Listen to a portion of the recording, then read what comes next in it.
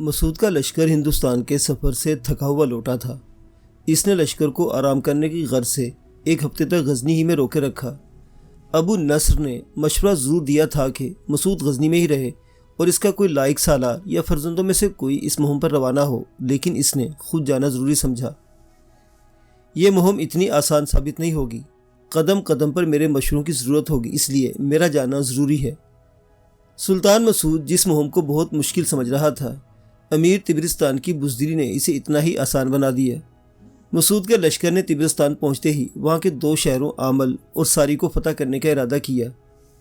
ابھی تک طبرستان کی فوج وہاں نہیں پہنچی تھی۔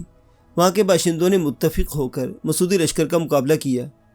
یہ شہر نہایت جنگجو قبائل پر مشتمل تھے۔ مقابلہ بھی خوب کیا، لیکن باقاعدہ تربیت یافتہ فوج سے ان کا کیا مقابلہ۔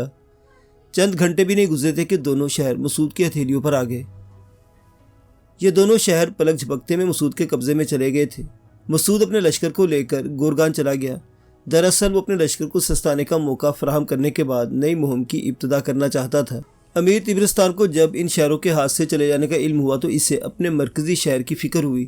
نہ جانے کب سلطان متحرک ہو جائے اور یہ الغار کر دے۔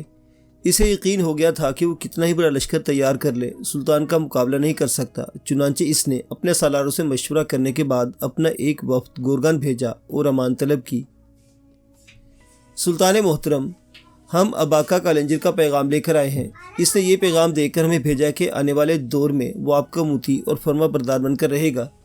اس کے علاقے میں نہ صرف آپ کے نام کا خطبہ پڑھا جائے گا بلکہ آپ کے نام کا سکہ بھی جاری ہوگا۔ ہمیں خوشی ہوئی کہ اسے اپنی غلطی کا احساس ہوا، لیکن اس بات کی کیا ضمانت ہے کہ وہ آئندہ سرکشی پر نہیں اترے گا اور ہمارے علاقے کو نقصان نہیں پہنچائے گا۔ ہم نے بھی اپنے آقا سے اس موضوع پر بات کی تھی۔ وہ ضمانت کے طور پر اپنے بیٹے اور بھتیجے کو آپ کے پاس بھیجنے کو تیار ہے۔ جب وہ اس ضمانت کی تکمیل کر دے گا تو ہم بھی غزنی واپس چلے جائیں گے۔ اباکا کالنجر نے اپنے بیٹے بہمن اور اپنے بھتیجے شوربا کو ضمانت کے طور پر سلطان کے پاس گورگان روانہ کر دیا۔ سلطان چند روز قیام کے بعد روانہ ہو گیا۔ وہ نیشا پور میں تھا۔ وہاں کے باشندوں نے اس کے پاس آ کر ترکمان سلجوقی کے مظالم کی شکایت کی۔ وہ اس سے پہلے بھی ترکمانیوں کے خلاف مہم چلا چکا تھا۔ اس کا سالار عبدالرئیس بن عبدالعزیز ترکمانیوں کی بیع کنی کے لیے کئی لڑائیاں لڑ چکا تھا، لیکن اسے کوئی کامیابی نہ مل سکی تھی۔ یہ لوگ آوارہ گرد لڑاکا تھے، کچھ دیر مقابلہ کرتے تھے، پھر روپوش ہو جاتے تھے، پھر کہیں سے برآمد ہو جاتے تھے، لوٹ مار کا بازار گرم کرتے تھے، پھر روپوش ہو جاتے تھے۔ یہ لوگ چونکہ ایک بڑے علاقے میں پھیلے ہوئے تھے، اس لیے ان کا سدبا مشکل ہو رہا تھا۔ اس مرتبہ مسعود نے بگتازی اور حسین بن علی میکال کو ایک زبردست فوج کے ساتھ ترکمانیوں کی سرزنش کے لیے روانہ کیا۔ ترکمانی چیونٹوں کی طرح پہاڑوں پر پھیلے ہوئے تھے اور غزنوی فوج کا مشاہدہ کر رہے تھے۔ جب یہ فوج ایک مقام شقید الفاق پر پہنچی تو ان چیونٹوں نے رینگنا شروع کر دیا۔ چند لوگ پہاڑ سے نیچے اترے اور سالار بگتازی کی خدمت میں حاضر ہوئے۔ ترکمانی یہ درخواست کرتے کہ ہماری ساری قوم غزنوی کی تابع اور فرما بردار ہے۔ ہم اگر لوٹ مار کرتے ہیں تو یہ ہماری معاشی مجبوری ہے، لہٰذا اگر امیر مسعود ہماری معاش کے لیے زمین کی حد بندی کر دے تو ہم اقرار کرتے کہ آئندہ ہم کسی کو نقصان نہیں پہنچائیں گے۔ بگتازی دور دراز کا سفر کرتا چلا آ رہا تھا۔ ترکمانیوں کی پچھلی حرکتیں بھی یاد تھی۔ اس نے نہ صرف یہ کہ ان لوگوں کی بے عزتی کی بلکہ نہایت سخت جواب دے کر انہیں لوٹا دیا۔ ترکمانیوں سے جا کر کہہ دو کہ اطاعت کا اقرار کرے اور آئندہ کسی بدعملی کے مرتکب نہ ہو۔ اپنا ایک قابل اعتبار آدمی بھیج کر میرے نام ایک شاہی فرمان منگوائیں تاکہ میں ترکمانیوں سے کسی قسم کا تعرض نہ کروں۔ اگر یہ شرائط منظور نہیں تو ہمارے اور ان کے درمیان تلوار سے سلح ہوگی۔ ترکمانی ایسی بے عزتی کہاں برداشت کرنے والے تھے۔ سب کے سب پہاڑوں سے اتر آئے۔ غضب کا رن پڑا۔ ان کی سرفروشی دیکھنے سے تعلق رکھتی تھی، لیکن غزنوی لشکر ایسی جانبازی سے لڑا کہ ترکمانیوں کے قدم اکھڑنے لگے۔ وہ ایسے مواقع پر فرار کا راستہ اختیار کرتے تھے، کچھ دنوں کے لیے روپوش ہو جاتے تھے اور پھر وہی لوٹ مار کا راستہ اختیار کرتے تھے۔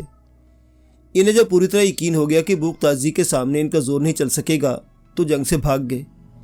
بگتازی نے دور تک ان کا تعاقب کیا، ان کے مال و دولت پر قبضہ کر لیا اور ان کے اہل و عیال کو گرفتار کر لیا۔ غزنوی لشکر بھی لوٹ مار کے لیے ادھر ادھر منتشر ہو گیا۔ غزنوی لشکر یہی سمجھ رہا تھا کہ اب جنگ ختم ہو گئی۔ بہت سو نے تو اپنے ہتھیار بھی اتار کر رکھ دیے تھے۔ ترکمانیوں کو ایک اچھا موقع ہاتھ آ گیا۔ انہوں نے درہ کوہ سے نکل کر بگتازی پر حملہ کر دیا۔ غزنوی لشکر منتشر ہو چکا تھا، لیکن اس کے باوجود نہایت بہادری سے لڑا۔ بہت سے آدمی گوا کر انہوں نے اپنی صفیں بھی درست کر لی۔ طرفین میں 2 دن 2 راتوں تک زبردست لڑائی ہوتی رہی۔ غزنوی سپاہیوں کی تعداد کم تھی، اس لیے میدان جنگ میں ان کے قدم اکھڑنے لگے۔ بختیازی کو مصلحت اسی میں نظر آئی کہ میدان جنگ سے فرار ہو جائے۔ اس نے اپنا گھوڑا دوڑایا اور حسین بن علی میکال کے گھوڑے کے قریب پہنچ گیا۔ میکال، اب لڑنے کا کوئی فائدہ نہیں، لشکر ہمت ہار بیٹھا ہے، بہتر یہ کہ ہم میدان جنگ سے بھاگ کر اپنی جانیں بچائیں۔ یہ کہاں کی بہادری ہے کہ ہم لشکر کو چھوڑ کر خود بھاگ جائیں؟ ترکمانیوں کو لشکر کی نہیں، اس وقت ہماری تلاش ہے۔ لشکر ہمارے دفاع کے لائق نہیں رہا، اپنی جان بچاؤ۔ اپنی جان بچانے کے لیے میری تلوار بہت ہے۔ تم کس سے لڑو گے؟ میری بات اب بھی مان لو۔ مجھے مرنا منظور ہے لیکن بھاگ نہیں سکتا۔ میرے دوست، مجھے معاف کر دینا، میں یہاں سے نکلتا ہوں۔ زندہ بچ گیا تو امیر مسعود تک ضرور پہنچوں گا، بختیازی نے کہا اور صفیں چیرتا ہوا نکل بھاگا۔ میکال اس تکلار سے لڑتا رہا لیکن ترکمانیوں کے ہاتھوں گرفتار ہو گیا۔ بختیازی نیشاپور پہنچ گیا اور امیر مسعود کے قدموں میں تلوار رکھ دی۔ مسعود نے شکست کا حال سنا تو اسے سخت صدمہ ہوا۔ ناکام و نامراد واپس غزنی روانہ ہوا۔ وہ ابھی ترکمانیوں سے دوسرے ٹکراؤ کا منصوبہ بنا رہا تھا کہ لاہور کے ناظم احمد نیالتگین کی بغاوت کی خبریں اس تک پہنچی۔ اس کی فوج تھکی ہوئی تھی۔ مسعود کا شوق دیوانگی اس کے سپاہیوں کو آرام کا موقع ہی نہیں دے رہا تھا۔ لوگ برسوں سے اپنے گھر نہیں گئے تھے، روز روز کی محاذ آرائیوں سے تنگ آ چکے تھے۔ اب لاہور کا مرحلہ درپیش ہو گیا تھا، لہذا لشکر میں ہلچل مچی ہوئی تھی۔ سالار بختیازی اس صورتحال کو بڑے غور سے دیکھ رہا تھا۔ اس نے مسعود سے ملاقات کی اور اس کی توجہ اس طرف دلائی۔ آپ کے حکم سے مفر تو نہیں، لیکن سپاہیوں میں بے دلی پھیلی ہوئی ہے۔ اگر ان لوگوں کو زبردستی لے جایا گیا تو ہمیں ایک اور بغاوت کا سامنا ہوگا جو ممکن ہے لاہور میں نہیں غزنی میں ہو۔ کیا میں لشکر والوں کی حق تلفی کرتا ہوں؟ کیا وہ میرے ملازم نہیں؟ کیا انہیں مال غنیمت میں حصہ نہیں ملتا؟ پھر وہ انکار کیوں کریں گے؟ میں یہ نہیں کہتا کہ انکار کریں گے، میں تو صرف اتنا عرض کروں گا کہ نتائج بہتر نہیں آئیں گے اور یہ بھی ممکن ہے کہ انکار کر دیں۔ تم کہنا کیا چاہتے ہو؟ میں لاہور کی بغاوت کو نظر انداز کر دوں، لاہور کو ہاتھ سے جانے دوں، احمد کو اس کے حال پر چھوڑ دوں، اس کے خلاف کسی مہم کا آغاز نہ کروں؟ میرا ہرگز یہ مطلب نہیں تھا۔ میں تو صرف یہ گزارش لے کر آیا تھا کہ اس مہم پر کسی اور کو بھیجا جا سکتا ہے۔ یہ اتنی بڑی مہم نہیں، جس سردار کو حکم دے گے وہ اپنا ذاتی لشکر لے کر اس بغاوت کو کچل دے گا۔ شاہی لشکر کو کسی بڑے مارکے کے لیے محفوظ رکھیے۔ سلطان مسعود نے بختیازی کے مشورے پر عمل کیا اور ناتھ نام کے ایک ہندو سردار کو احمد نیالتگین کی سرکوبی کے لیے لاہور روانہ کر دیا۔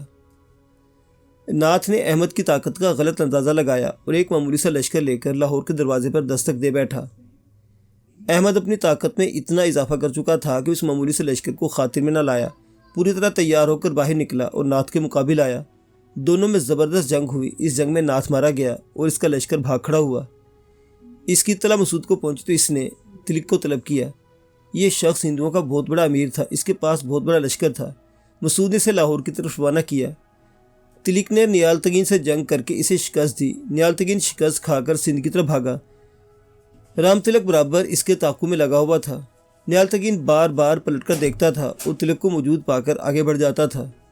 وہ منصورہ گیا، ٹھٹھا پہنچا۔ دریا سندھ کے کنارے پہنچ کر سمجھ رہا تھا کہ تلک واپس چلا گیا ہوگا، لیکن گھوڑوں کی ٹاپوں نے اسے دہلا دیا۔ اب اس کے سوا کوئی چارہ نہیں رہ گیا تھا کہ وہ دریا پار کر کے دوسری طرف اتر جائے۔ وہ ابھی دریا کے وسط میں پہنچا تھا کہ دفتن دریا میں سیلاب آ گیا۔ نیالتگین نے بہت ہاتھ پاؤں مارے لیکن ڈوب گیا۔